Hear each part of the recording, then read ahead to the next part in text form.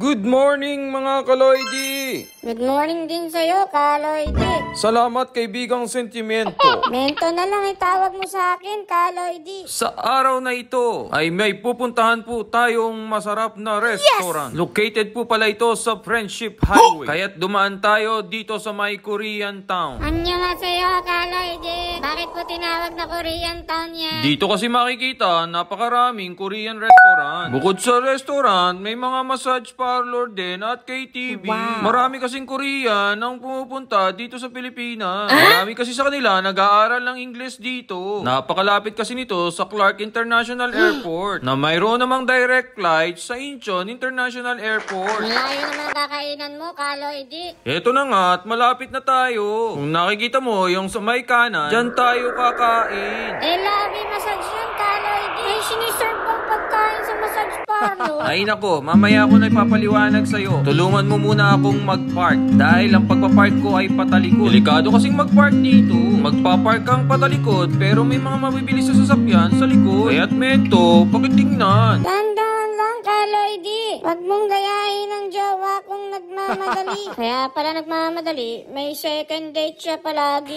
Dahan-dahan lang ang technique sa pagpapark. Di mo naman dapat kasi ito madaliin. Basta titingin ka lang lagi sa side mirror at rear mirror. Nakikita mong clear na, then start ka nang magpapark. Ingat ka rin makatama o makagasgas ng mga nakapark na sasakyan. Buti pa yung sasakyan, hindi nagagasgasan. Yung puso ko, ilang beses nang nasaktan, ilang beses nang nasugatan, wala man lang nagparamdam. At successful po ang aming pagpapark. Tara, Mento, baba na tayo. Saan ba talaga tayo kakain, Kaloidi? Kakain tayo ng shabu-shabu and salad. Ang pangalan ng restaurant na ito ay Meat Meat. Ang galing naman ng pangalan, Kaloidi. Magkatunog pero magkaiba ang meaning. Bawal po pala ditong magtira. Bawal din po ang mag-sharon. At syempre, safety first. Let Kaloidi enter the restaurant. Yan po pala ang bubungad sa inyo. Malinis, spacious at appetizing ang ambience. Tiyak na mapaparami ang inyong kain dito. Dahil eat all you can. Mali po pala ang motto ko, Kaloidi. Love all you can po kasi yung sa akin. Meron din po pala silang pang samji at mayroong samjang. Tingnan po natin yung pang shabu-shabu. May different kinds of noodles, fish cake, balls, and kung ano-ano pang mga gulay. Siyempre, meron din silang salad at iba't ibang appetizers. Mayroong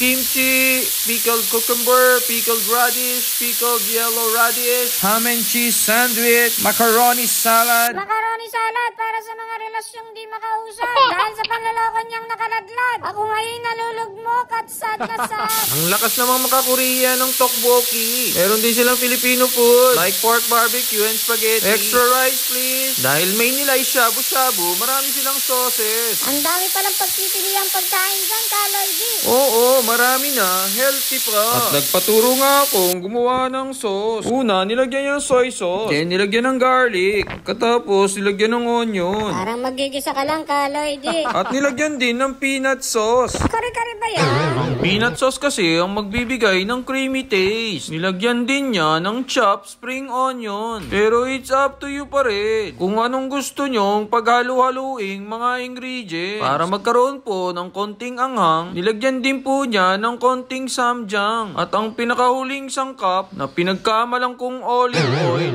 ay nilagyan niya ito ng sesame oil. Sana oil, Kaloidi. Alas 6 na po ng gabi at parami na ng parami ang kumakain. Let the shabu-shabu begin. Kaloidi, bakit ba ito tinawag na shabu-shabu? Ang shabu-shabu ay galing sa Japanese word na ang meaning nito sa English ay swish-swish. Wow. Swish-swish kasi ang sound kapag nilalagay yung manipis na hiwa ng beef doon sa kumukulong broth. Yung sabaw po pala ay mayroon ng timpla. Meron po itong partition. Japanese broth po yung sa baba. Korean broth naman yung sa taas. Napakadali lang po ng pagluluto. Basta ilagay nyo lang ang gusto nyong ilagay. Kaloy. Napakasarap po pala nung mushroom nila. At ako po'y takam na. Kaya't di ko na napigilang kumuha. Mag-iingat lang po kayo na hindi mapasok kapag kumukuha kayo ng sabaw. Oh, bakit iba ang kinakain mo, Kaloy?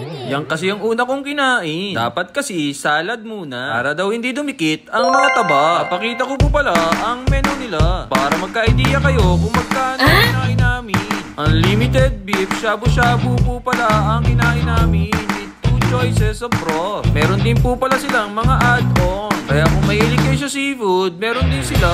May libre na rin po palang ice cream kung kinain namin. Pagpipilian kayong dalawang klaseng ice cream, Melona or Big Scoop. Pinili po namin ang Big Scoop. May 3 flavor po yung Big Scoop ice cream nila. Ube Delight, cheese, at mint chocolate. So yun lang po mga Kaloy D. Sana nabusog po kayo dito sa aking vlog. Ingat! Bye!